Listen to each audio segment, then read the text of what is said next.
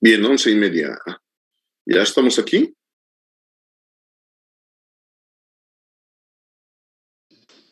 Ya. Ya, bueno. A ver, chicos, en lo que se terminan de incorporar los que faltan, platíquenme algo. Todos aquí somos de... Yo, miren, yo les decía el otro lunes que en un principio se inscribieron 6 alumnos, nada más. Supongo que esos 6 alumnos eran los regulares que se inscribieron en un principio, que pudieron, que no tuvieron una mejor opción por tomar, lo cual está bastante bueno. Después el grupo se llenó.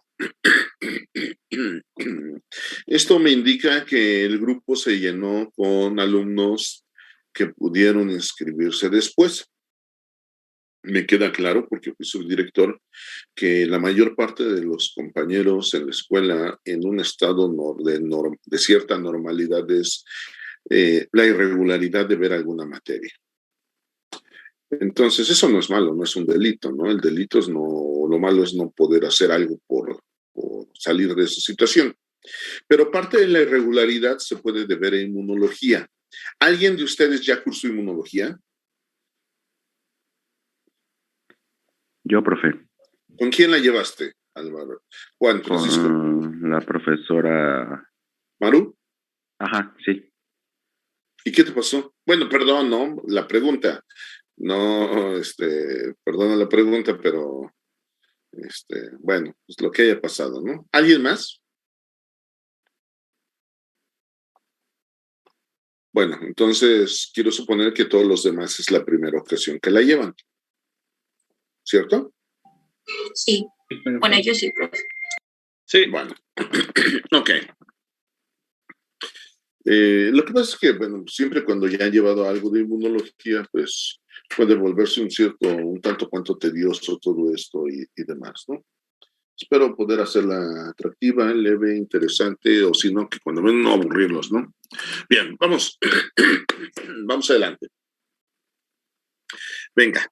Estábamos trabajando y platicando de Luis Pasteur. Bien. Estábamos platicando de Luis Pasteur. ¿Qué pasó con Luis Pasteur, jóvenes? Yo les decía hace rato en la historia que Luis Pasteur logró proteger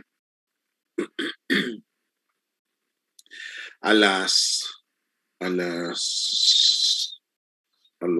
pollos, a las gallinas contra el cólera aviar.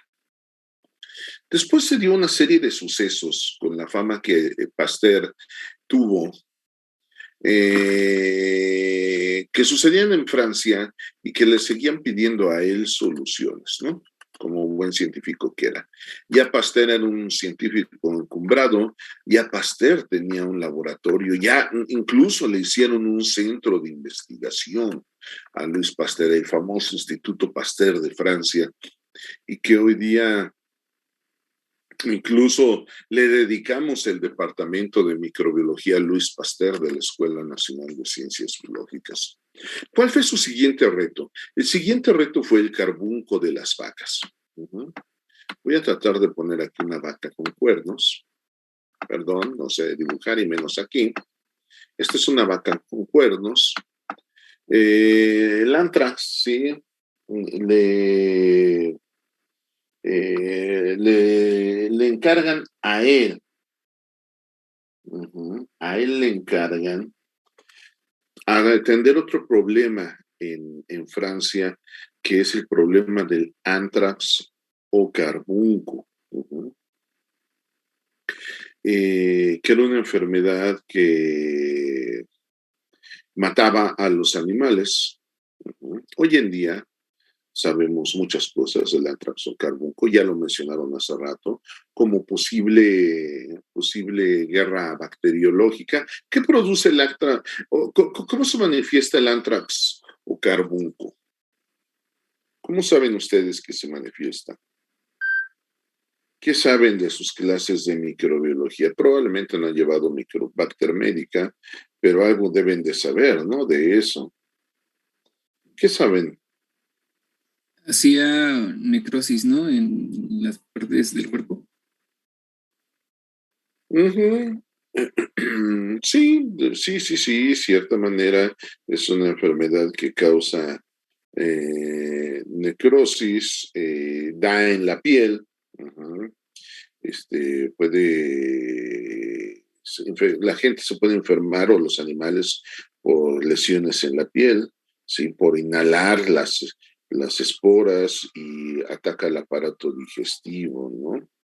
Entonces empieza a haber necrosis, empieza a haber diarreas y se deteriora muy rápidamente el animal y se mueren. Entonces ya el Pasteur había tenido éxito y le dijeron los ganaderos franceses, oiga, don Luis, pues necesitamos que nos ayude porque el anthrax causa una gran mortalidad en el ganado y necesitamos que nos ayude con algo similar a lo que usted hizo con las gallinas, ¿no? Entonces, pues Pasteur dijo, fácil, ¿no? Ya sé el camino. Voy a agarrar animales moribundos, los voy a sacrificar, voy a sembrar los diferentes órganos del animal en medios de cultivo para aislar el microorganismo que producía la enfermedad. Entonces, sí, efectivamente, Pasteur aisló un bacilo que ahora conocemos de diferentes partes, ¿no? De las lesiones cutáneas, del aparato digestivo, y obtuvo él sus experimentos, ¿no? Y logró aislar ese bacilo. Entonces, Pasteur con este bacilo, que era el patógeno atenuado, ¿sí? Inoculaba nuevas vacas, están los cuernitos,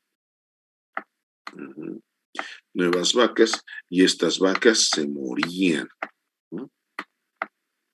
Entonces, pues ya el camino era muy fácil, ¿no? Una vez que se habían aislado el microorganismo virulento que producía la enfermedad, vámonos de vacaciones y vamos a regresar de vacaciones y seguramente este microorganismo estará atenuado. Ese era el razonamiento. Regresaron de las vacaciones y agarraron después de 2 meses, vamos a ponerle aquí 2 meses, agarraron el cultivo y ese cultivo dijeron seguramente está atenuado y lo inocularon en unas vacas, en otras vaquitas, en otras vacas, y estas vacas resulta ser que no vivieron, se murieron. Entonces algo les había fallado. En este microorganismo, la atenuación por el tiempo no resultó. ¿Por qué, jóvenes?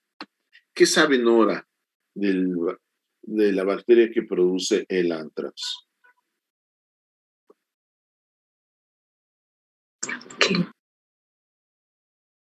Que como ¿Qué? que como hace daño tan rápido a gran escala es muy difícil aislarlo.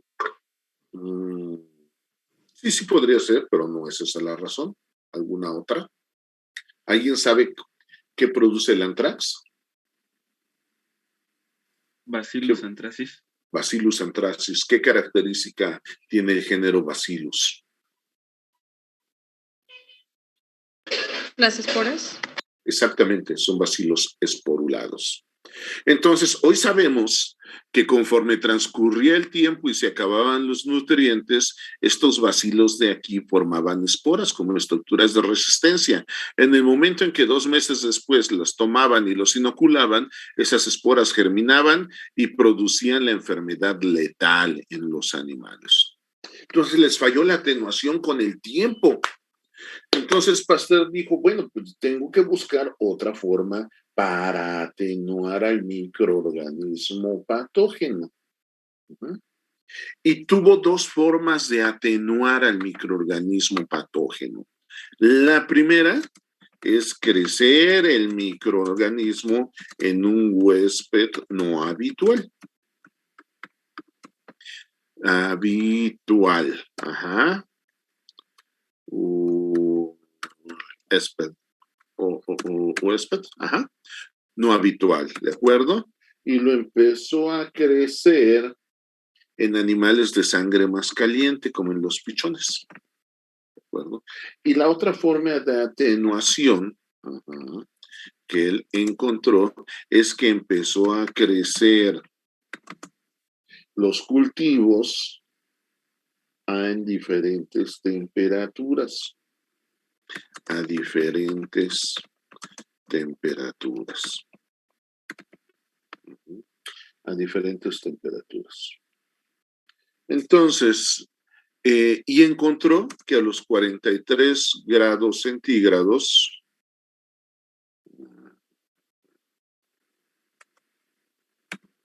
bueno, esto quiere decir grados centígrados, sí, encontró que a los 43 grados centígrados, en estas dos condiciones, él logró atenuar al bacilo que producía la enfermedad. Cuando él crecía en el microorganismo en un huésped que no es el natural, como lo eran los pichones, que son de sangre más caliente, o cuando estos cultivos que normalmente se crecían a una temperatura corporal, ¿sí? De 37 grados, los crecía a 43 grados centígrados y él con estos cultivos inoculaba vacas. Él encontró que estas vaquitas no se morían, sobrevivían. Entonces, los experimentos, pues, fueron ya relativamente sencillos, ¿no? Cuando él tenía una vaca y le ponía el microorganismo atenuado, lo cual hoy podríamos decir que es una vacuna. Déjenme ver. Sí, una vacuna. Entonces, él posteriormente venía el reto virulento con el microorganismo virulento y el animalito sobrevivía, como diría Gloria Gaynor, ¿no? I will survive. ¿De acuerdo? Sobrevivía. ¿De acuerdo? Ahora, si la vaca no era vacunado, sino directamente le ponían el reto virulento, pues entonces la vaca moría. Moría. Entonces, de esta forma logró Luis Pasteur atenuar al bacilo que produce el antrax. En esa época, sí, no existían los artículos de ciencia, no existían los journals de ciencia. Todos estos eran experimentos públicos donde se presentaban ante una parte de la sociedad, de las autoridades, los experimentos y se veían los resultados y así se validaban, ¿no? Entonces, Luis Pasteur ya había logrado encontrar la vacuna contra el antrax para las vacas, ¿no? Logrando atenuar el microorganismo. Vamos en la última parte de Pasteur, bastante rápida, y la última parte que corresponde a Pasteur es una vacuna muy importante, y es la vacuna contra la rabia. La rabia es una enfermedad que resultó, que es mortal casi durante toda la vida, ha resultado ser mortal para el ser humano. Recientemente, en los últimos años, se han reportado los primeros casos de enfermos de rabia que han sobrevivido. Pero la rabia era una enfermedad que una vez que le daba al ser humano, se moría porque se moría. Era 100% letal. La rabia ya se conocía desde hace mucho tiempo. Se conocían los animales rabiosos y cuando un animal rabioso mordía a un ser humano, A este contraía la rabia y morir de rabia dicen que es una muerte espantosa, ¿no? La gente empieza a tener espasmos musculares, problemas respiratorios, empieza a presentar fotofobia y finalmente viene un ataque al estado general y se muere el individuo, ¿no? Empieza a haber una secreción excesiva de saliva. Eso se ve también en los perros rabiosos secretan mucha saliva, ricas en virus, y se vuelven muy agresivos, ¿no? La rabia ataca el sistema nervioso central directamente. Es un virus que va al sistema nervioso central. ¿Qué es lo que pasó? ¿Qué es lo que hizo Luis Pasteur? Resulta ser que en alguna ocasión, Luis Pasteur, siendo joven en Francia, un lobo rabioso, los campesinos de su comarca, de su pueblo, y murieron de rabia. Esto se causó mucho revuelo, causó mucha expectativa. Luis Pasteur se enteró, los vecinos que conocía a él murieron y fue una muerte espantosa. Y eso le quedó grabado en su memoria. De tal manera de que cuando se hizo un científico encumbrado, se puso como objetivo hacer algo por esa gente que moría de rabia. Entonces, pues ya tenía parte del camino andado, ¿no? Esto es muy fácil. Vamos a agarrar un animal rabioso, ¿sí? Vamos a sacrificarlo, vamos a aislar los órganos, ponerlos en medio de cultivo y ver dónde crece el microorganismo que produce la rabia. Con lo que sabemos ahorita, jóvenes, Luis Pasteur mandó a sus alumnos a agarrar animales rabiosos y los agarraron, los sacrificaron y los pusieron en medios de cultivo. ¿Obtuvieron cultivos de microorganismos que produjeran la rabia? No. No. ¿Por qué? Porque no es una bacteria la que produce la rabia, es un virus y no crece en medios de cultivos. ¿De acuerdo? Entonces, pues entonces el razonamiento era el siguiente: ¿cómo se transmite la rabia? La rabia se transmite por medio de la mordida de animales rabiosos, que seguramente el microorganismo que la produce, la enfermedad, tendrá que ir en la saliva, en la baba de los animales rabiosos. Entonces estuvo peor porque ahora, a ver, muchachitos, váyanse a agarrar animales rabiosos, ¿sí? Y necesito que los inmovilicen y un valiente que tome las muestras de la baba, de la saliva del animal rabioso, ¿no? Y hay una pintura, si alguien ha ido a los laboratorios del Chopo, a la central que está aquí en Doctor Átula, en Santa María de la Ribera, hay una pintura de los alumnos de Luis Pasteur abrazando, echándole anestesia enzimática, ¿no? Todos encima del perro rabioso para inmovilizarlo, y otro alumno, si no es que Luis Pasteur, tomando con una jeringa la muestra de la baba del perro, ¿no? Rabiosa. Bueno, pues ya teniendo la baba del perro rabioso, entonces seguramente ahí debería de ir el microorganismo que producía la enfermedad, y con esto empezó a inocular otros perros. Con esto inoculó otros perros y se lograba reproducir la enfermedad. Es decir, en la saliva del perro rabioso iba lo que producía la rabia, puesto que se enfermaban otros perros. Entonces ya había logrado obtener animales enfermos transmitiendo el germen virulento que él no podía cultivar en ese momento. No se conocían los virus en ese entonces, pero él dedujo que lo que produjera la rabia estaba ahí. ¿Qué es lo que hizo Pasteur? ¿Qué es lo que hizo Pasteur? Pasteur empezó a inocular otros animales, porque pues entenderán que trabajar con perros rabiosos pues tenía cierto riesgo. Estoy seguro que algún alumno lo debió de haber mordido a algún perro, pero bueno, la historia no cuenta eso. La historia dice que, bueno, a ver, muchachitos, como ya no los quiero poner en riesgo con animales rabiosos, vamos a inocular o tratar de reproducir la enfermedad en modelos animales. Y se le ocurre manejar modelos animales dóciles. Y entonces, con la saliva de un animal rabioso, Luis Pasteur inocula un conejo. el conejito. Y para sorpresa de Louis Pasteur, este conejito le da rabia. Entonces dijo, bueno, pues ya está más fácil, ¿no? Los conejos no suelen morder a los seres humanos. A mí nunca me han mordido un conejo de todos los que he manejado.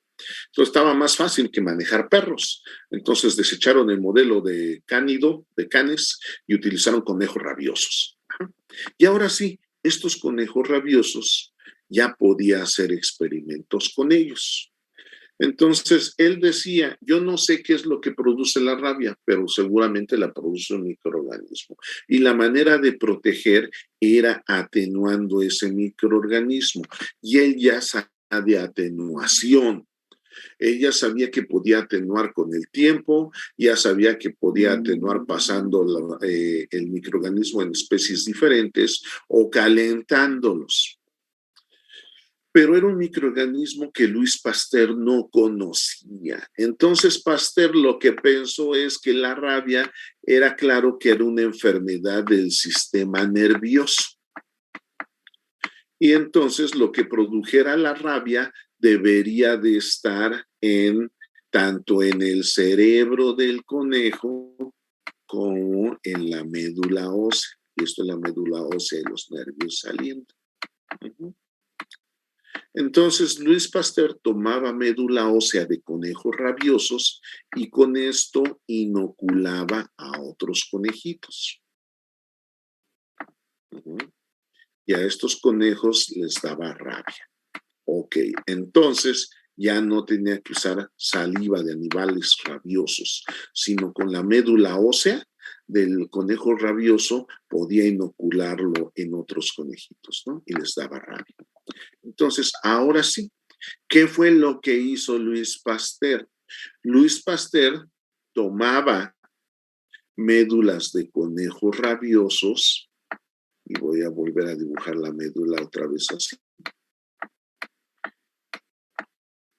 y las dejaba envejecer cierto tiempo. Tenía médula de conejos rabiosos fresca, tenía médula de conejos rabiosos que las había sacado y las había puesto a secar de un día, y así sucesivamente, no sé, médulas de cierto tiempo, ¿no? Que llevaban de desecación, de semanas de desecación. Entonces Louis Pasteur dijo, bueno, ya, el microorganismo que produce la rabia está en la médula ósea. Si yo pongo a secar la médula ósea durante mucho tiempo, seguramente esta desecación atenuará al microorganismo que produce la rabia. Y efectivamente, ¿qué es lo que empezó a hacer? Él agarró un conejito, y a este conejito lo inoculó con médula ósea que tenía mucho tiempo de desecación. Está bueno, ¿no? No le pasaba nada. A este mismo conejito lo inoculó con médula ósea que tenía menos tiempo de desecación y no le daba rabia. Y así fue haciéndolo, ¿sí? Y cada vez lo inoculaba con médulas óseas que tenían menos tiempo de secarse. Y el conejito siempre vivía. Hasta que llegó el día de la prueba final. Y la prueba final era inocular con una médula ósea fresca. Una médula ósea que en el testigo positivo, en el testigo del experimento, siempre daba rabia. ¿Y qué creen que le pasó a este conejito? ¿Le dio rabia o no?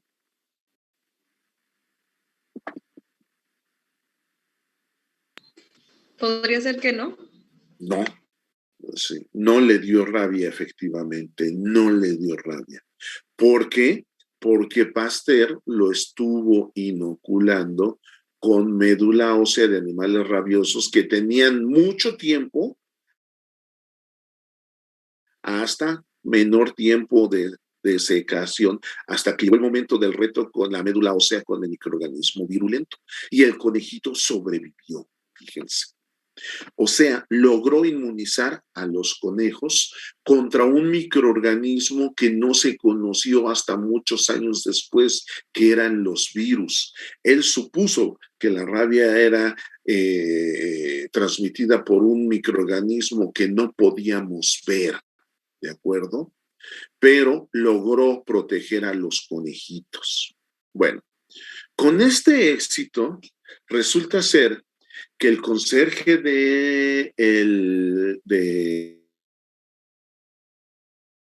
Instituto Luis Pasteur, donde él era jefe, cierto día llega muy apurado con Luis Pasteur. Don Luis, necesito que me ayude. ¿Qué pasó? Mordió un perro a mi hijo, ¿no? Y la mordida de un perro rabioso era sentencia de muerte. El individuo moría de rabia. ¿Sí? Entonces, llega el conserje, don Luis, San Luis Pasteur, sálvenlo, por favor. Yo sé que usted ha trabajado rabia y quiero pedirle, por favor, que el proceso que usted hizo con sus conejos lo haga con mi hijo. Y Luis Pasteur se muestra muy renuente y dice, hijo, bueno, pues una cosa son los conejos y otra cosa son los niños, ¿no? No puede ser, pero pues tanto le ruega y le llora el conserje del Instituto Pasteur, que Luis Pasteur accede y Luis Pasteur empieza el mismo proceso, pero ya con el niño mordido por un perro rabioso. Lo empieza a inmunizar o a inocular con médula ósea de conejitos rabiosos que tenían mucho tiempo de desecación y cada día lo está inoculando con médula ósea que tiene menos tiempo, hasta que llega el momento en que lo inocula con médula ósea fresca y ve que el niño no le da rabia a pesar de que un perro rabioso lo había mordido. Y logra salvar al niño, al hijo del conserje, de la rabia, ¿no? Y esto sale publicado y entonces sí todo el mundo empezó a aplaudir a Luis Pasteur, ¿no? ¿Por qué no vacunamos contra la rabia a todo el mundo como lo vacunamos contra el sarampión, chicos? Si la rabia es una enfermedad mortal. ¿Por qué no vacunamos a los niños contra la rabia, como lo vacunamos contra el sarampión, o contra la difteria, o contra la tuberculosis?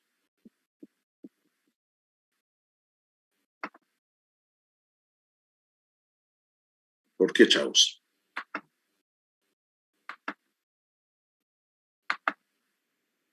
Platíquenme, ¿por qué? Puede ser porque es más común primero en animales. Porque sí, pero díganlo de otra palabra, en otras palabras. Porque no se transmite tan fácilmente. Sí, está bien, se vale.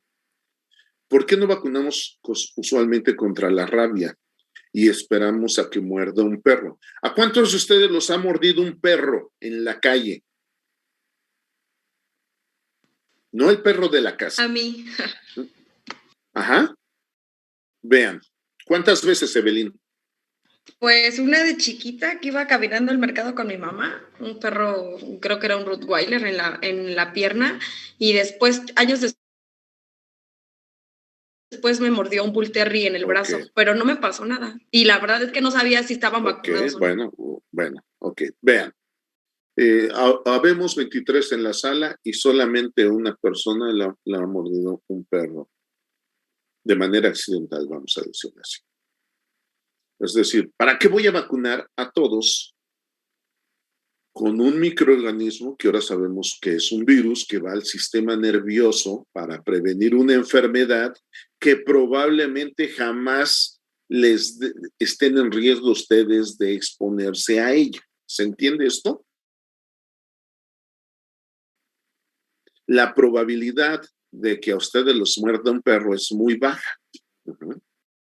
Entonces, pues no es necesario prevenir para una enfermedad que a lo mejor jamás la van a ver en su vida. Es seguro que en una metrópoli como la Ciudad de México, tercermundista, seguro que diario ven a Mycobacterium tuberculosis en el metro, ¿no? Entonces, pues para prevenir que no les dé tuberculosis hay que vacunar, eso es un hecho, ¿no? Seguramente en los niños que se transmiten y se comparten todo, los en el kinder y demás, se transmiten el sarampión, la rubiola, las paperas. Entonces, la probabilidad de contagio es muy alta. Pero una enfermedad que necesita ser inoculada por la mordida de un animal rabioso, la probabilidad es extremadamente baja.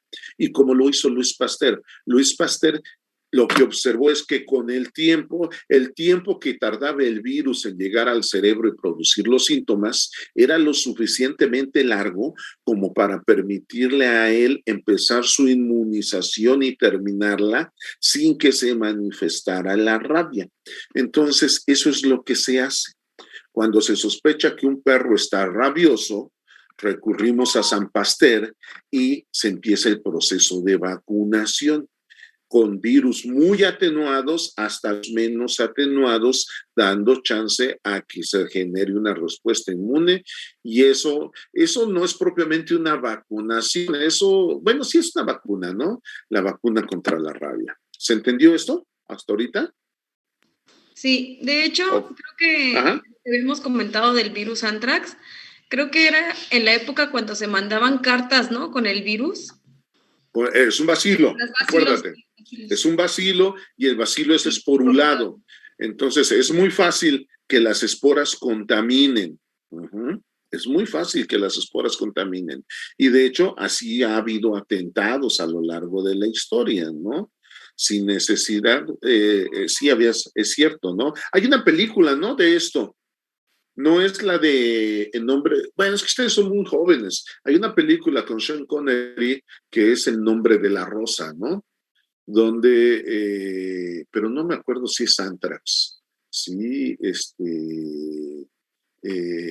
riegan esporas de Anthrax y cuando abre el libro o algo así, o quien ojea el libro, mucha gente tiene la manía de chuparse los dedos para ojear, es lo peor que pueden hacer, y ahí arrastran en el libro que el individuo leía, como sabían que tenía la manía de chupar los dedos para cambiar las hojas, sí, van esporas de anthrax y conforme se las chupa y las mete a la boca, se enferman y se mueren, ¿no? Es una cuestión, y en la cuestión de, como dice Evelyn, de los ataques terroristas, toda la correspondencia que va a la Casa Blanca es pasada por procesos de esta naturaleza de desinfección y demás para evitar esas posibilidades, ¿no? Entonces, bien, eso fue lo que hizo Luis Pasteur. Entonces, nos quedamos con que Pasteur ya perfecciona el proceso de vacunación y entonces desarrolló métodos de inmunización por medio de la atenuación de los microorganismos que producen las enfermedades. ¿Cómo atenuaba? Envejeciendo los cultivos, generando microorganismos atenuados, como ejemplo en el cólera de las aves. Esto lo hizo con un colaborador, con Roux, ya después hablaremos de Roux. Y atenuó por calor el Bacillus anthracis, ¿no? Y también con pases seriados, ¿sí? Y dejando atenuar con el tiempo la rabia. Este es un dibujo de la vacunación del hijo del portero del Instituto Pasteur. El chavito se llamaba Joseph Meissner y Pasteur accede a vacunar al niño e impiden que le dé la rabia, que ya era Pasteur, ya era un científico. Y aquí está el Instituto Pasteur. Este es el Instituto Pasteur. Este es el Instituto Pasteur. Aquí está Luis Pasteur con todos sus muchachitos, su grupo de estudiantes. El Instituto Pasteur en la época de Louis Pasteur, y este es hoy en día el Instituto Pasteur. Esta foto es de una maestra del departamento de inmunología que visitó en París. Yo nunca he tenido la curiosidad de ir a visitar el Instituto Pasteur, ¿no? Digo, porque realmente he estado muy poco tiempo ahí. Voy a la Torre Eiffel y la veo, es muy bonita y se acabó. Nunca me he dado el tiempo para visitar el Instituto Pasteur, pero ahí está, ¿no? Entonces, aquí cerramos el capítulo de Pasteur. Yo les platicaba a ustedes que entre Francia y Alemania siempre hubo mucho pique histórico a lo largo del tiempo, y esto implicaba la ciencia. Francia estaba tomando la delantera en el desarrollo de la ciencia y en este tipo de milagros de la medicina moderna, que era la vacunación y la prevención de enfermedades infecciosas. Entonces los alemanes, para no quedarse atrás, le encargan a un médico, a esta persona, a Roberto Koch, que era un médico patólogo en Alemania. Oye, pues a ver, tú vives a costa del Estado, del Estado alemán, entonces necesitamos que le des gloria a Alemania, similar a como Pasteur lo está haciendo en Francia. Y le encargan a Roberto Koch liderar un grupo de trabajo grande e importante para generar contrapeso y que el imperio alemán sobresalga y equiparable a lo que está haciendo Pasteur en Francia, ¿no? Roberto Koch era un patólogo, era un médico patólogo. Entonces, como buen patólogo, sabía histología, él conocía y sabía teñir, ¿no? Eso era muy importante. Utilizaba los colorantes para hacer tinciones. ¿Qué hizo Roberto Koch? ¿Sí? Roberto Koch, bueno, entre otras cosas, recibió el premio Nobel, pero descubrió el bacilo que genera el antrax. Fíjense qué curioso. Roberto Koch lo descubre en 1876, pero quien logra la vacuna contra el antrax para el ganado es Pasteur, 5 años después. Pasteur trabajó con un bacilo que ya había descubierto Roberto Koch, pero Roberto Koch solo lo descubrió, ¿sí? Él hizo cortes de animales infectados, los tiñó e identificó la bacteria que lo producía. Roberto Koch hizo algo muy similar a lo que hizo Pasteur, que hoy conocemos como los postulados de Koch para la etiología de las enfermedades. Y esto lo ven desde microbiología básica. Un microorganismo que produce enfermedad debe de estar presente en todos los casos de la enfermedad. Si eran las vacas que tenían antrax, sí, todas las vacas cuando le hacían histopatología tenían el bacilo, y que ni qué. Y ese bacilo no estaba en las vacas sanas. Ese es el primer postulado. El microorganismo sospechoso debe estar presente en todos los casos de la enfermedad y ausente en los animales sanos. El número 2, el microorganismo sospechoso debe cultivarse en un cultivo puro. ¿Sí? El número 3, el microorganismo aislado en cultivo debe causar la enfermedad en los animales sanos.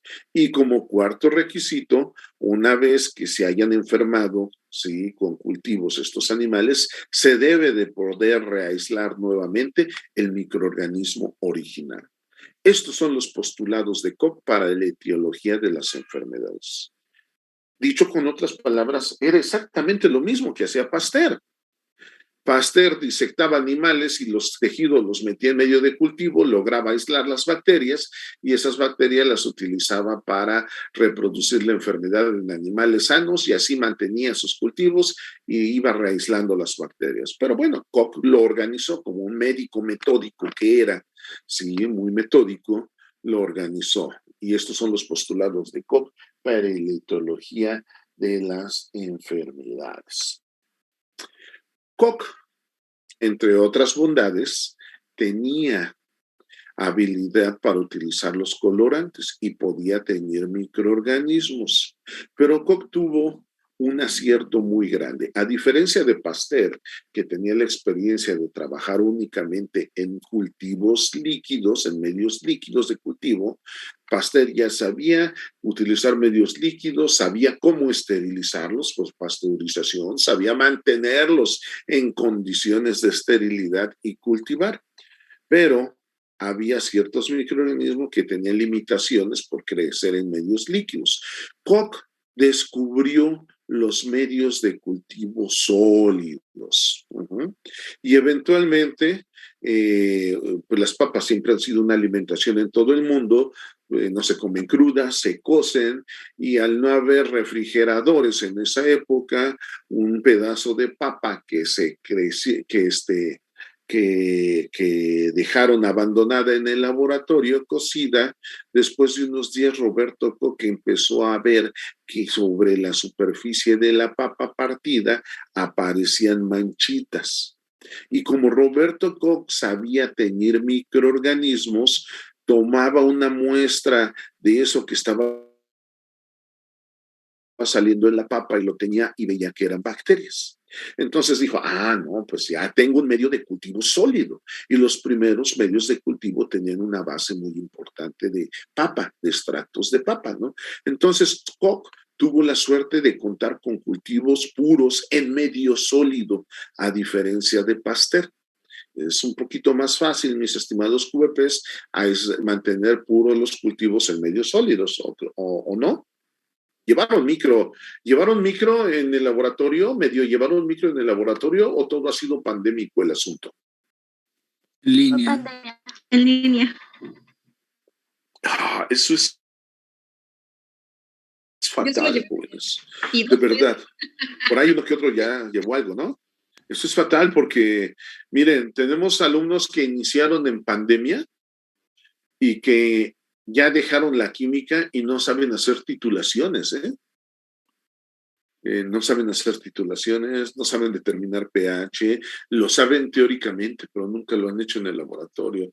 Entonces espero que pronto se pueda regresar, porque no puede haber microbiólogos sin manejar medios de cultivo, ¿no? Sin aislar bacterias en los cultivos. Las prácticas a distancia, pues como quiera que sean, que se intenten y se hagan, tienen cierta limitación. Pero bueno, ok, Roberto Koch contó con cultivos medios sólidos, puros, y utilizaba colorantes. Entonces, él se dedica a estudiar, pues buscando llevar la gloria a Alemania, dice, voy a tratar de resolver el problema de uno de los grandes azotes de la enfermedad. Y otra de las enfermedades que causaban muchas muertes era la tuberculosis. Entonces, la tuberculosis era una enfermedad muy espantosa, pero muy romántica, ¿no? Recordarán ahí, si ustedes leyeron en la secundaria muchas de las obras clásicas de la literatura, el galán o la dama de la pareja enamorados normalmente muere, o en no pocas ocasiones muere de un ataque de tos, ¿no? Y esa tos saca sangre, expectora y se muere en los brazos del amado, ¿no? Del ser amado, de tuberculosis, ¿no? Entonces, era una enfermedad muy mala, pero muy romántica, ¿no? Históricamente. Entonces, Roberto Koch,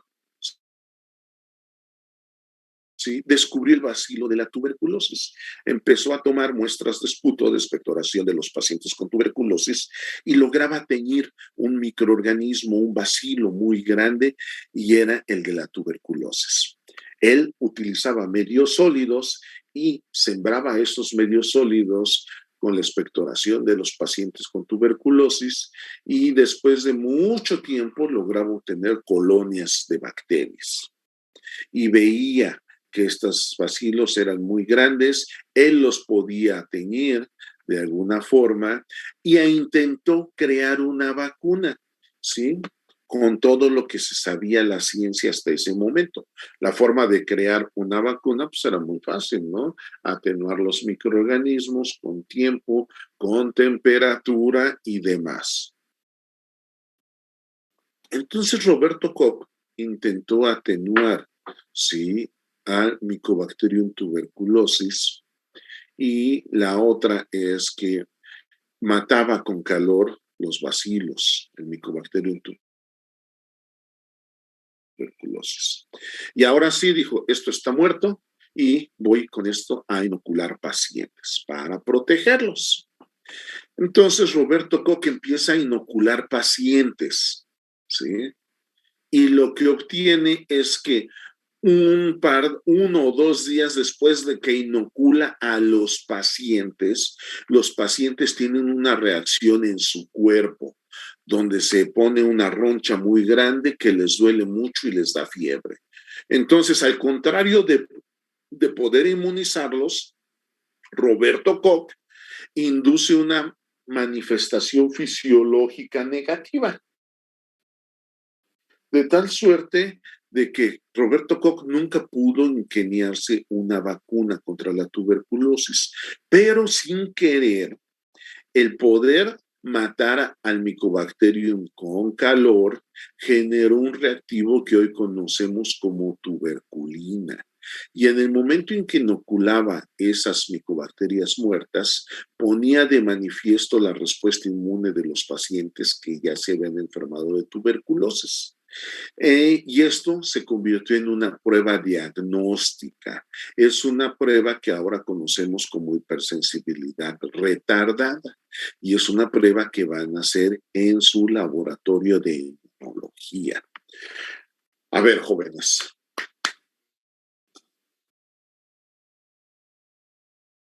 Ustedes ya llevaron microbiología, aunque sea teórica. Díganme una cosa. ¿Qué porcentaje de la población de la Ciudad de México creen ustedes que han estado, o les han dicho sus maestros, que han estado en contacto con el bacilo que produce la tuberculosis?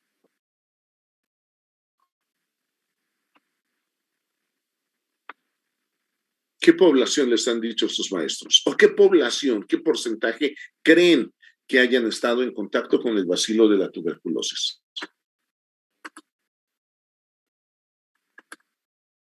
¿Alguna cifra? 0%, imposible. Pues es muy bajito, ¿no? Bueno, yo sabía que solo le daba a personas inmunocomprometidas. No. La pregunta es, ¿qué porcentaje de la población creen ha estado en contacto con el bacilo? No que se haya enfermado. Según yo, una vez un profesor dijo que casi todos los mexicanos habíamos estado en contacto con la tuberculosis, ¿no?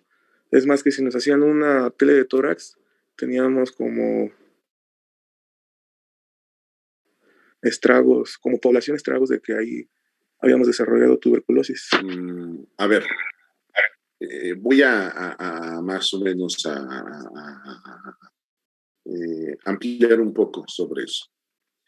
Ahorita tenemos 24 participantes, incluyéndome a mí en la sala. Estadísticamente, entre el 50 y el 60% de nosotros, entre 12 y 15 de nosotros, hemos estado en contacto con Mycobacterium tuberculosis alguna vez en nuestra vida en la Ciudad de México. Se considera que casi hasta el 60% de la población ha estado en contacto con Mycobacterium tuberculosis. Vamos, estoy hablando entre 12 y 15 de nosotros. ¿Alguno de nosotros nos ha dado tuberculosis en la vida? No, ¿verdad? No. Parte de ello pues, es por la vacuna, aunque la vacuna no protege tanto contra la tuberculosis pulmonar como para otro tipo de tuberculosis. Pero bueno, como quiera que sea, cuando nacemos nos vacunan contra la tuberculosis. Y esto permite que haya una inmunidad que, a pesar de que estamos en contacto con el Mycobacterium en un ambiente como la Ciudad de México, no nos enfermamos. Ahora sí, Víctor, ¿quién se enferma? Pues la gente que es más susceptible, entre ellos las personas que están inmunosuprimidas. Bueno, habrá gente que a lo mejor hemos tenido problemas respiratorios y que si nos surgen esos problemas y nos hacen un tele de tórax, como decían, pues haya algún tipo de lesión que sugiera que nos dio tuberculosis y no lo supimos o no nos dimos cuenta, pero ya se resolvió, ¿de acuerdo? En un país como de primer mundo, como muchos de los europeos o como en Estados Unidos, ya Mycobacterium tuberculosis no circula en la población, ¿sí? Solamente es bajo casos muy particulares. Ya, no se vacuna contra la tuberculosis porque se da por hecho que no circula en la población abierta. Pero en lugares tercermundistas como nosotros, como nuestro país, como Asia, como América Latina, como algunos países quizás de Europa o África, se sigue conservando la vacunación porque la posibilidad de contacto es muy grande. Imagínense un tuberculoso en el metro, tosiendo, creyendo que tiene solamente una tos invernal y tose y tose. Todo el mundo lo hemos visto, ¿no? Ahora nos damos más cuenta por el COVID porque nos va a contagiar. Pero antes de COVID, uno veía a la gente tosiendo en el metro, dentro del vagón. En el peor de los casos, hijo, ese tipo no se tapa, ¿no? Pero pues hasta ahí. Ahora imagínense que esta persona está sacando bacterias y esas bacterias en el ventilador del metro va creando remolinos y aerosoles y va inoculando por vía respiratoria a todos los que están en el metro. En el peor de los casos, el metro no tiene ventilador, es primavera, ¿sí? Entonces va circulando el metro, bajan la ventanita y ese airecito tan rico que se siente que le llega a uno, ¿sí? Pues en no pocas ocasiones va cargado de un montón de bacterias, entre ellos Mycobacterium tuberculosis, y hasta lo disfrutamos, ¿no? Sí, cómo nos está refrescando el airecito. Entonces, la posibilidad de contacto con el Mycobacterium en una población como la nuestra pues es muy grande. Más de la mitad de nosotros hemos visto alguna vez en nuestra vida. No nos hemos enfermado, pero hemos estado en contacto con la bacteria. Entonces, Roberto Koch lo que hizo sin querer es encontrar, utilizando extractos de micobacterias muertas, una prueba para poner de manifiesto si el individuo alguna vez se había enfermado o había estado en contacto con Mycobacterium tuberculosis. Y esta es la prueba de la tuberculina que se hace y pone en evidencia la respuesta inmune celular contra la micobacteria. Esto lo vamos a hacer en el laboratorio.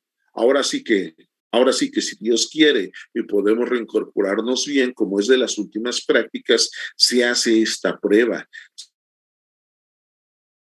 Se inoculan intradérmicamente tuberculina para ver el tipo de respuesta, si es que hay, contra el Mycobacterium tuberculosis.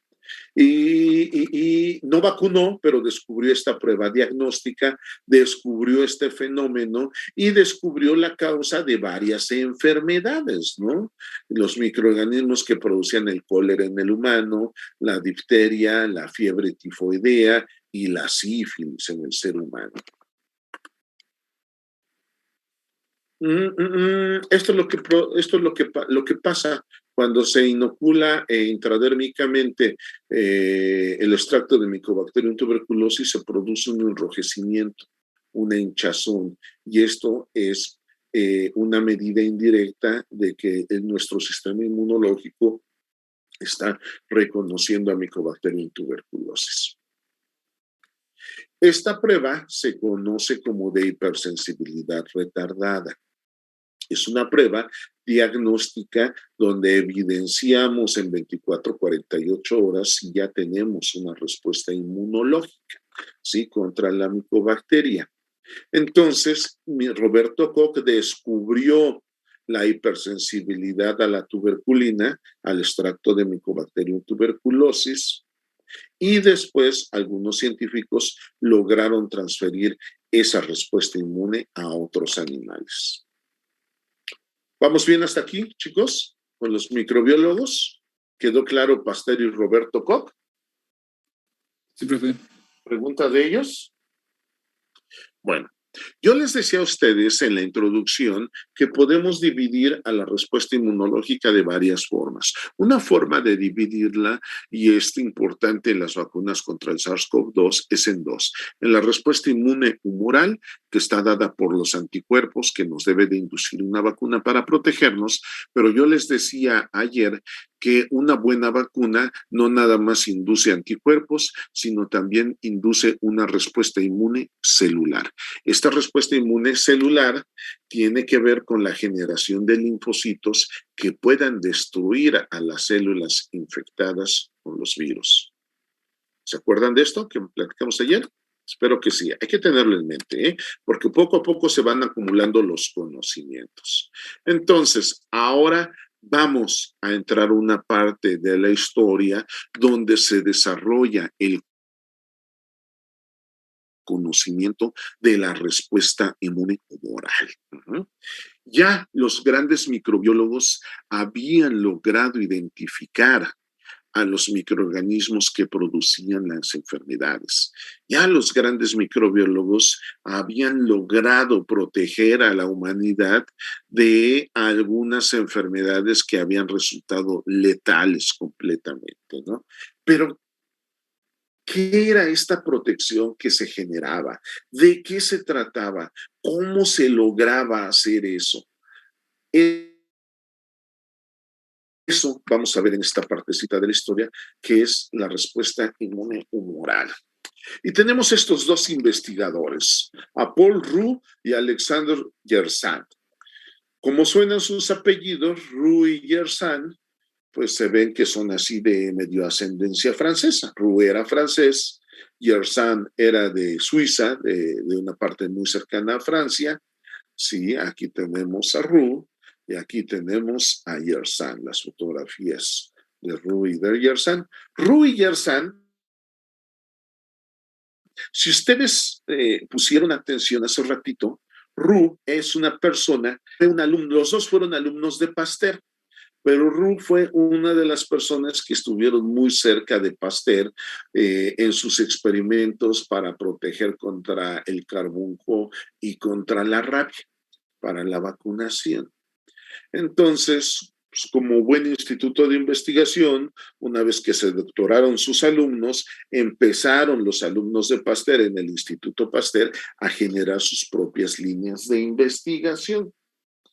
Ellos eran médicos de formación, hicieron sus estudios en ciencias para obtener sus doctorados junto con Louis Pasteur y empezaron a trabajar en el Instituto Pasteur en 1888. Ya para ese entonces, bueno, para finales del siglo XIX, otra enfermedad que había azotado mucho a la humanidad, pero sobre todo que había tenido un gran impacto en la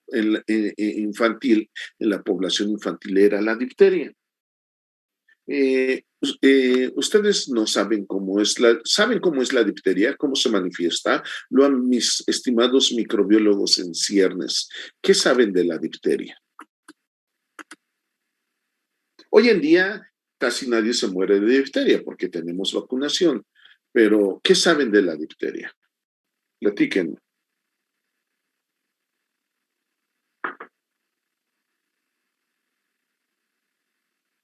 ¿Nadie sabe nada? Son QVPs o están estudiando química. Químicos ya son, bacteriología, están estudiando. Es una enfermedad bacteriana, ¿no? Es una enfermedad bacteriana, estoy de acuerdo. ¿Qué más?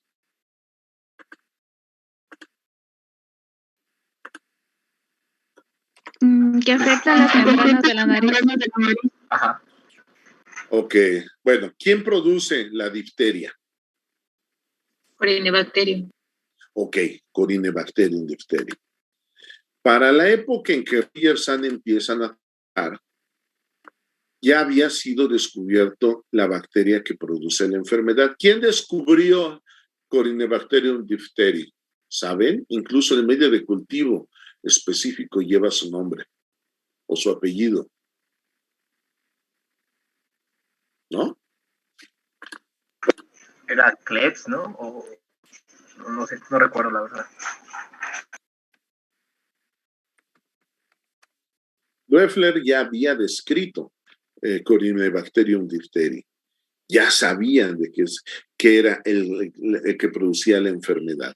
Ahora, como ustedes lo dijeron, Corynebacterium diphtheriae es una enfermedad producida por bacterias donde el microorganismo crece en la nasofaringe, en la parte de la nariz, en la parte de la faringe y muy característicamente en la garganta, en la faringe, se empieza a producir una membrana que corresponde al crecimiento bacteriano. Esta membrana en ocasiones puede ser tan abundante que pudiera cerrarse y dificultar la respiración de los niños. Los niños que tienen difteria tienen problemas respiratorios. Les cuesta mucho trabajo respirar, pero bueno, no mueren del problema respiratorio. Los niños con difteria mueren por un ataque al estado general, ¿sí? Los niños con difteria no se mueren por la pseudomembrana que crece en la garganta, sino por un ataque de todo el cuerpo. Y fundamentalmente, pues se mueren de un paro cardíaco, que es el órgano más afectado, el corazón. ¿Se entendió hasta aquí la difteria? Más o menos. No soy maestro de bacteriología, soy QVP, pero ya no me dediqué yo a la bacteria médica. Entonces, el razonamiento era muy sencillo, chicos. Si este chavito se moría de difteria, pues vamos a disectarlo. No, vamos a disectarlo, ¿no? Y el chavito se muere de un ataque cardíaco. Tenemos dos cosas. Tenemos una pseudomembrana que se desarrolla en la garganta, pero el chavito no se muere ahogado por no poder respirar, sino se muere por un ataque cardíaco. Entonces, pues vamos a sacar muestras de la garganta y cultivar el medio de cultivo, y aquí obtenían las colonias de Corynebacterium diphtheriae, ¿de acuerdo? Por otro lado, decían, bueno, pues si se muere de un ataque al corazón, ¿sí? O de daño en el corazón, pues vamos a tomar el corazón y tratar, como lo hacía Louis Pasteur, de aislar el microorganismo. Pero en el corazón no crecía nada. De aquí no había crecimiento bacteriano, solamente acá. ¿De acuerdo? Solamente acá. Entonces, Roux y Yersin se dieron cuenta que la bacteria que había descubierto Loeffler solamente se encontraba en la pseudomembrana de la faringe, pero la bacteria en sí, estando en la faringe, no podía ser capaz de causar daño al corazón, porque no se encontraba en el corazón. El niño no moría por asfixia, moría del corazón. Ahora, ¿qué sabemos, jóvenes, mis queridos QVPs? Ahora, ¿qué conocemos? Bueno, a ver, voy a ampliar un poco más. Como eran alumnos de Pasteur, pues siguiendo la escuela de Pasteur, metieron el Corynebacterium en un medio líquido. En un medio líquido. Aquí crecía la bacteria. Buscando la explicación de por qué crecía en la garganta pero se moría del corazón, hicieron un experimento muy ingenioso. Esta bacteria, el cultivo bacteriano lo pasaron por un embudo, con un filtro. Y en el filtro se quedó toda la masa bacteriana. ¿De acuerdo? Y recogieron el medio de cultivo filtrado, ya sin bacterias aquí. Ajá. Y con este medio de cultivo inocularon un animalito que conocemos como cobayo. Cobayo o cuyo o conejillo de indias, como ustedes lo quieran llamar. ¿Sí? Y este animalito se moría, fíjense. No lo inoculaban con la bacteria, lo inoculaban con el medio de cultivo donde habían crecido las bacterias. ¿Qué conclusión llegamos? Piensen como Ruy San.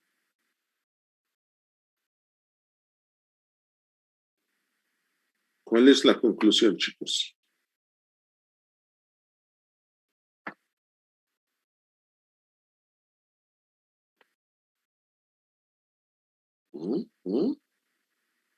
Ruy San descubrieron un mecanismo de patogenicidad que no se había descrito y que mataba a los niños y que era a distancia.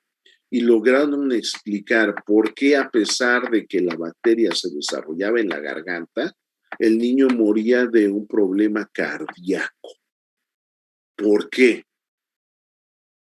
Porque cuando cultivaban y filtraban, eliminaban las bacterias, pero algo quedaba aquí que habían durante su crecimiento liberado estas bacterias, que era lo que mataba al cobayo sin necesidad de que existiera o de que estuviera la bacteria. ¿Qué era lo que mataba al cobayo? Que ahora conocemos como qué. Metabolitos secundarios. Sí, pero ¿cómo se llama el metabolito secundario? ¿Cuál es su nombre adecuado?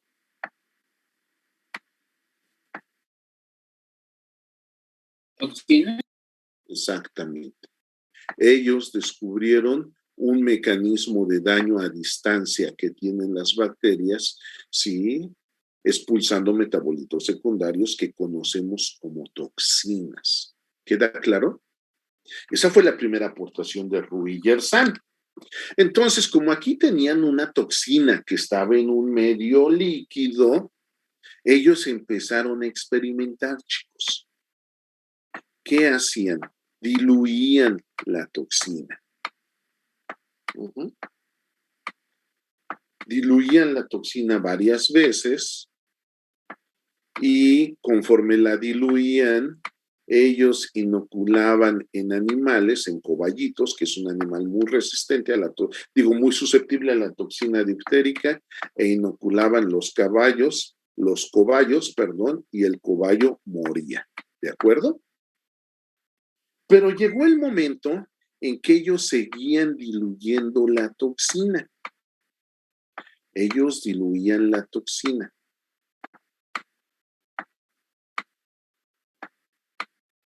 Llegó un momento en que llegaron a una dilución era tan alta la dilución, que cuando la metieron en un cobayito, ¿sí? Este cobayito no moría.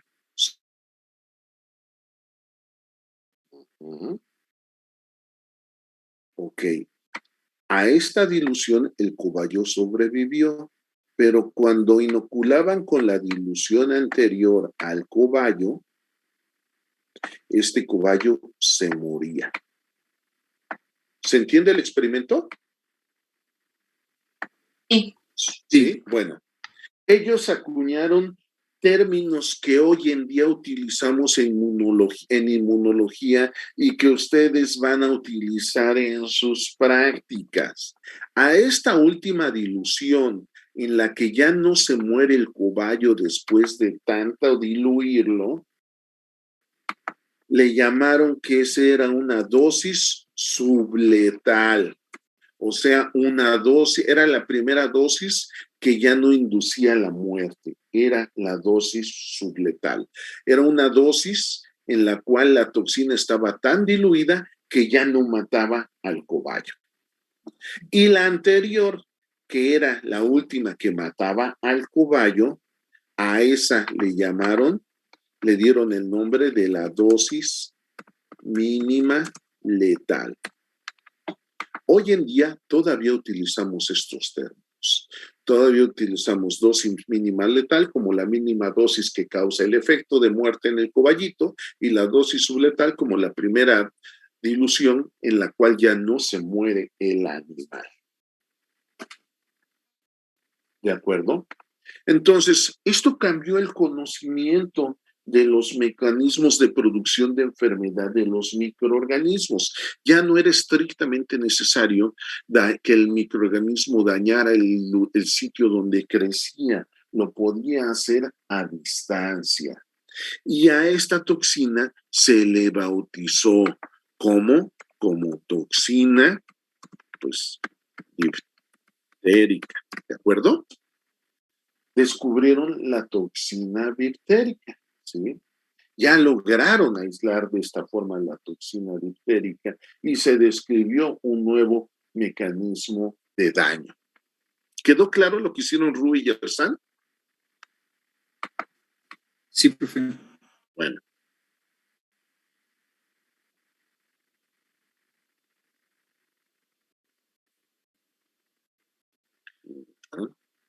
Okay. Yo no sé por qué cuando cierro la pizarra me bota, pero bueno. Roux y Yersin obtuvieron el filtrado de cultivos de difteria que tenía la toxina que provocaba la enfermedad y describieron la toxina diftérica. Describieron la toxina diftérica y hicieron algunas otras cositas que ahorita vamos a ver. Por otro lado, paralelamente, en Alemania, con Roberto Koch, estaban trabajando dos investigadores. Emil Adolf Behring, que era alemán, aquí tenemos a Behring, y Shibasaburo Kitasato, aquí lo tenemos. Ellos dos estaban trabajando con Roberto Koch en Alemania. Behring, ustedes hoy en día se le conoce como von Behring, porque los conocimientos que aportó a la ciencia hicieron que el rey germano, en ese entonces era un reino, Alemania, le diera un título de nobiliario, que era el von. Von Behring era como que el barón Behring, ¿no? Era un título nobiliario. Behring se volvió un agente de la nobleza. Es como Elton John, ¿no? Que ya no es Elton John. Ahora es Sir Elton John, ¿no? Porque la reina Isabel II lo declaró caballero. Es el caballero Elton John. Ya no es cualquier mortal, ya es una persona de la nobleza inglesa, ¿no? Elton John. Ya no era cualquier mortal, ¿no? Pero bueno, así Behring. Y Kitasato, pues Kitasato es más allá, es un personaje que va más allá de haber diseñado un matraz, el matraz Kitasato. Vean, ¿qué hicieron Behring y Kitasato trabajando con Pasteur? Behring y Kitasato siguieron, aquí está Kitasato de chavito, vean, así como ustedes, ¿sí? Y aquí está Behring joven, y acá están ya adultos, ya más veteranos, ¿no? ¿Sí? Behring y Kitasato siguieron los trabajos de Roux y de Yersin. ¿Qué hicieron Behring y Kitasato? Behring y Kitasato hicieron esto. Obtenían toxina diftérica. Bueno, no, antes de esto, ¿qué hicieron Behring y Kitasato? Behring y Kitasato hicieron los mismos experimentos de Roux y Yersin. Ellos obtenían aquí la toxina diftérica. Ellos obtenían la toxina diftérica, perdón mi fea letra, pero no soy diestro utilizando el mousepad, ¿no? Y está peor el otro. Y hacían diluciones y con esto obtenían dosis subletales. Dosis subletales. Dosis subletales. Ahora sí, con estas dosis subletales, ellos inoculaban coballitos. Ya sabían que estos no se iban a morir, sobrevivían. Esto era lo que habían hecho Roux y Yersin, pero ¿qué hicieron Behring y Kitasato? Pues algo muy sencillo. Ellos tomaban la toxina difterica, ¿sí? Que aislaban y que cuando le inoculaban en cobayos normales, estos se morían, y con esta toxina difterica inocularon a los cobayitos que venían de sobrevivir a las dosis subletales. Y voy a poner esta franja ahora en azul. Con esta toxina difterica inoculaban a estos animalitos. El resultado del experimento era vida o muerte, jóvenes.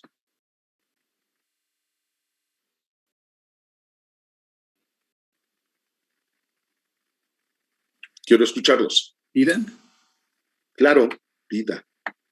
Ellos lograron inmunizar al cobayito con dosis subletales de la toxina difterica, de tal forma de que cuando lo retaban o lo inoculaban con la toxina difterica concentrada, que normalmente hubiera matado a un animal, estos animales sobrevivían. Dicho en otras palabras, lograron vacunarlos contra la toxina difterica. ¿Se entiende el experimento? Uh-huh. Sí, profe.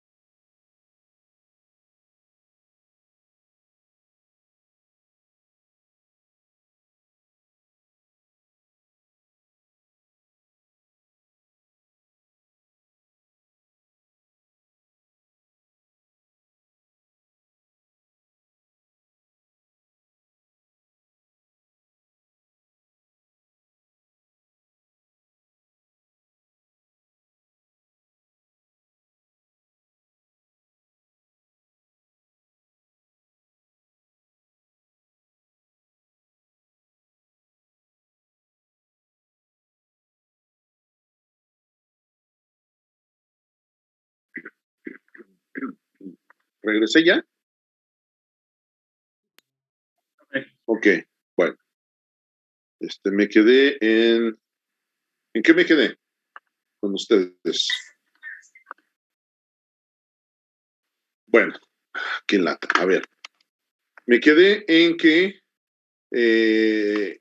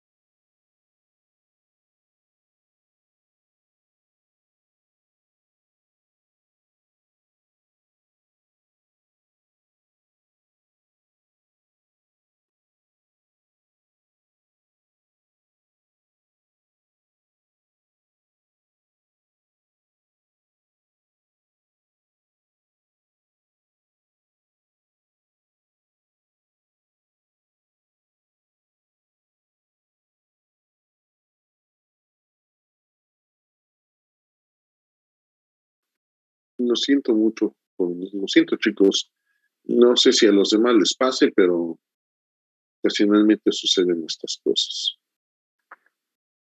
Bueno, retomo. Creo que ya me volví a ir.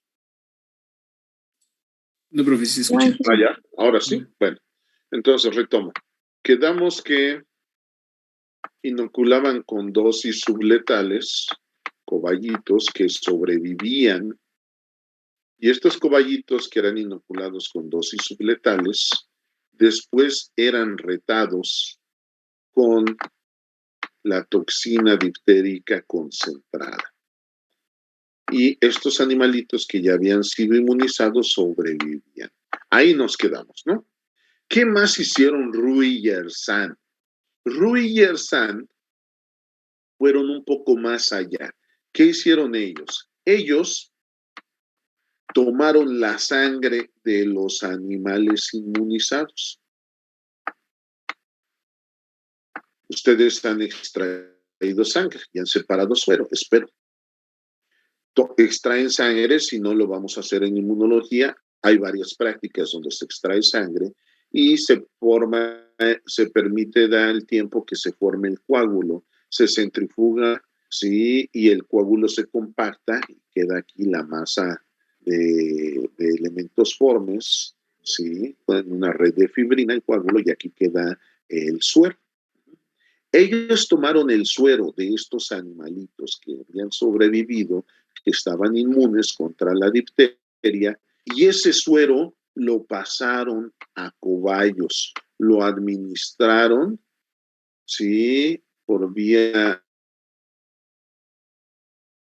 vírgenes. La virginidad inmunológica se hace referencia a que el individuo jamás ha visto al microorganismo. Entonces, este cobayito era virgen, jamás había visto la toxina diftérica ni el Corynebacterium diphtheriae. Entonces, este suero animalito que estaba inmunizado lo transfirieron aquí, se lo inocularon en el corazón al cobayito para que se diseminara. Uh-huh. Ahora, ¿cuál fue el siguiente experimento?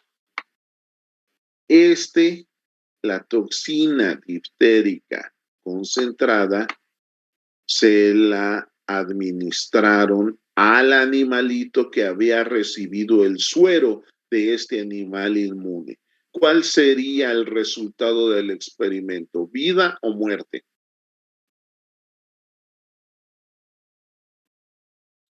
Pues esperaría que vida, ¿no? Correcto, vida. El animalito sobrevivió. Vean, sin inmunizar directamente a este animalito, transfiriendo el suero de este animal inmune, logramos proteger a este animal. Esto le sirvió a Rui Yersan a Berenguer Kitasato para decir que en los humores del cuerpo, en este caso la sangre, va algo que no está presente en este animalito, pero que sí está presente en el animal después de inmunizar. Y eso que va aquí es capaz de conferir protección. Y este animal se comporta como si hubiera estado inmunizado. ¿Se entendió? Sí, profe. Sí. Entonces, ellos descubren lo que ahora nosotros conocemos como anticuerpos. Ellos no le dieron el nombre de anticuerpos. Ellos decían, bueno, pues en el suero de los animales inmunizados hay algo que cuando lo transferimos a un animalito que no ha sido inmunizado, queda protegido. Ajá. Ahora sabemos que esos son los anticuerpos, ¿sí? Pero ellos descubrieron, ¿sí? Y se describe, y ayer lo dijimos, la inmunización activa, que es esta donde un animalito sintetiza su propia inmunidad, y la inmunización pasiva, que es cuando al otro animalito le transferimos la inmunidad de un animalito que fue inmunizado. Y ayer veíamos los ejemplos en el ser humano de inmunización pasiva, cuando mamá abnegadamente nos pasa sus anticuerpos vía transplacentaria o a través de la leche materna, ¿no? ¿Sí? ¿Se entendió los experimentos de Behring y Kitasato? Sí, profe. ¿A qué dijo que se refería lo de la inmunidad virgen? No. El animalito es virgen inmunológicamente, o sea, nunca había visto al Corynebacterium o a la toxina difterica. Ya. Gracias. ¿Sí? ¿De acuerdo? Bueno, ok, bien.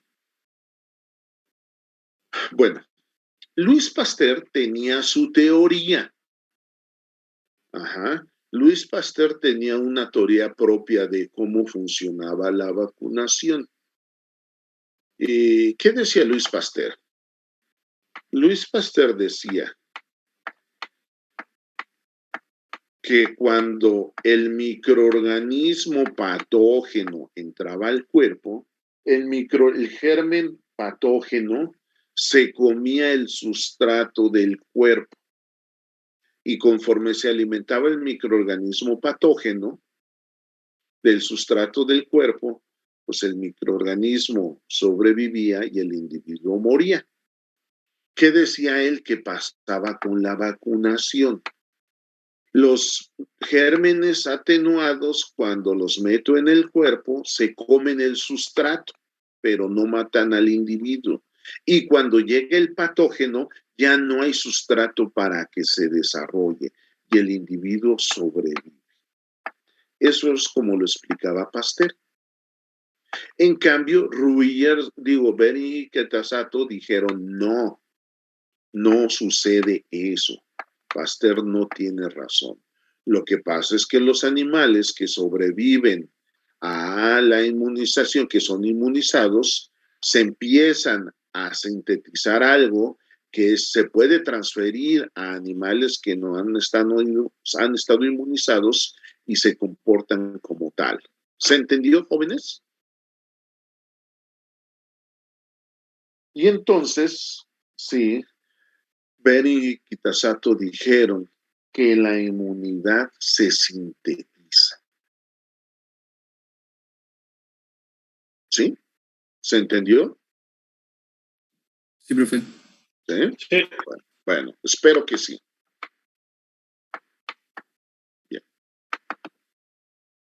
Bien. Entonces resulta ser que Behring y Kitasato empieza. Pero además Behring y Kitasato hacen otra cosa muy importante, ¿sí? Behring y Kitasato hacen otro descubrimiento muy importante, ¿sí? Que se los voy a presentar aquí. Entonces, en 1890, Behring y Kitasato descubrieron que en el suero de los animales inmunizados había sustancias, ¿sí?, que neutralizaban la toxina diftérica. Y estos eran, ¿sí?, los anticuerpos, ¿de acuerdo? Que ahora conocemos como anticuerpos, ¿sí?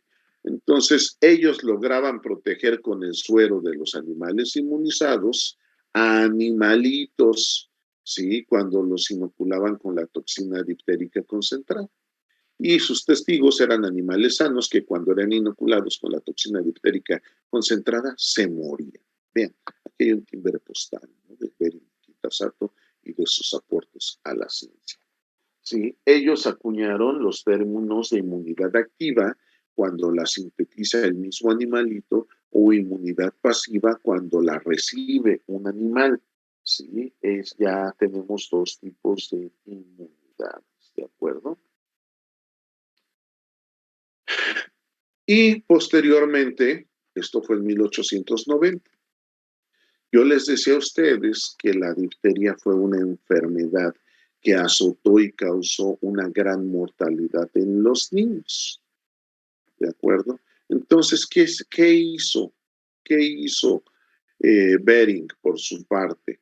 Bering lo que hizo fue empezar a inmunizar caballos para que estos caballos produjeran una gran cantidad de anticuerpos en su sangre. Y estos caballos los sangraba, obtenía el suero que tenía anticuerpos contra la toxina diftérica.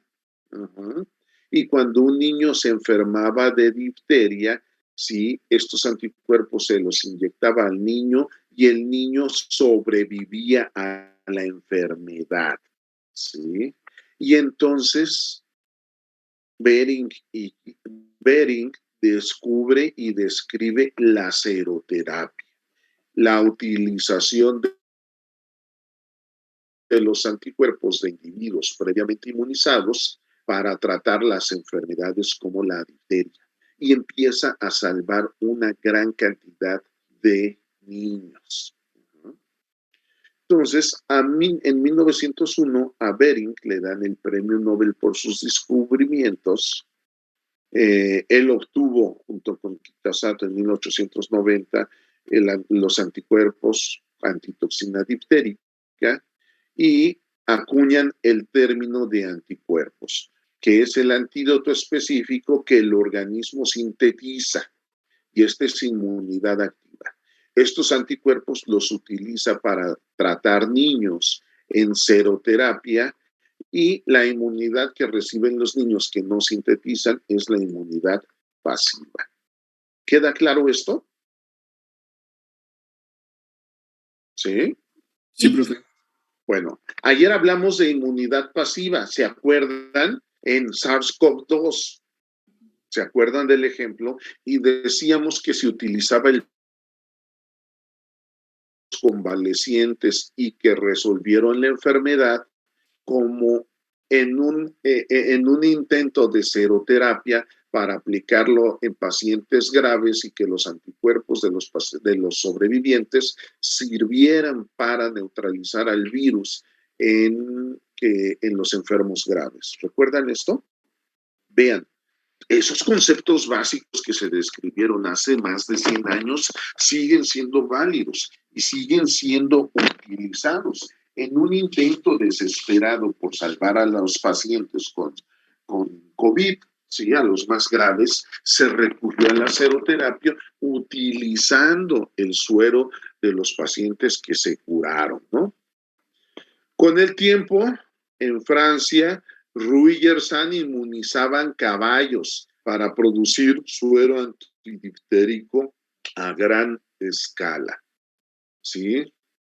Y posteriormente, ya en el siglo XX, estos dos investigadores, Glennie y Hopkins, utilizaron formol para que la toxina diftérica perdiera su virulencia, y a esta toxina le denominaron ahora toxoide. Entonces, desde ese entonces, la vacuna diftérica se utiliza como toxoide. No sé si se entendió esto, o lo explico como...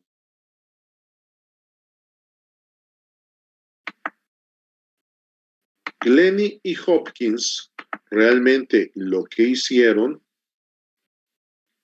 fue que la toxina diftérica la toxina difterica, esta es la toxina difterica, le agregaron formol, ¿de acuerdo? Formol. Y esta toxina se utilizó para inmunizar animalitos y se vio que estos animalitos que eran inmunizados con la toxina difterica, cuando los retaban con la toxina, con la toxina difterica, ¿cómo lo puedo decir? Normal, salvaje, sin tratamiento, estos animalitos sobrevivían, ¿de acuerdo? Entonces, esta era una toxina difterica que se había sido modificada por el formol, por un tratamiento químico, y a esta toxina ahora le llamamos toxoide. Y desde ese entonces, en vez de vacunar con dosis subletales de toxina difterica, vacunamos con mucha tranquilidad con los toxoides, porque si se vacunara con toxina difterica en dosis subletales, siempre ahí va a haber individuos muy susceptibles que, a pesar de que fuera una dosis subletal para la mayoría, a estos niños les pudiera causar la muerte, ¿no? Entonces, de una manera muy segura, ahora vacunamos con toxoides. No, el formol no es la única manera de quitarle toxicidad a una toxina. También por calor. El calor desnaturaliza las toxinas y se convierten en toxoides que estimulan la respuesta inmune de los niños y de los animalitos y que lo protegen cuando vemos la toxina salvaje en estado salvaje, ¿no? Creo que ya me pasé, ¿por qué no me dicen? Ya me pasé, perdón, pero me emociona ir hablando de esto. Entonces, simplemente se empezó a hacer seroterapia con caballos. Aquí están las grandes factorías de la época donde se inmunizaban muchos caballos con dosis subletales de toxina difterica y se sangraban. Digo, si van a obtener suero para curar niños por seroterapia, pues no van a inmunizar ratones ni conejos, ¿no? Donde obtienen unos cuantos mililitros. Inoculan animales grandes donde puedan obtener grandes cantidades de suero para obtener muchos anticuerpos y tratar muchos niños. Finalmente, Peric hizo lo mismo, seroterapia, pero en caballos para niños contra la toxina del tétanos. Y hoy en día, los países tercermundistas, en su intento de proteger y de curar el COVID, ¿qué es lo que hacían en Costa Rica y en Brasil? Hacían esto.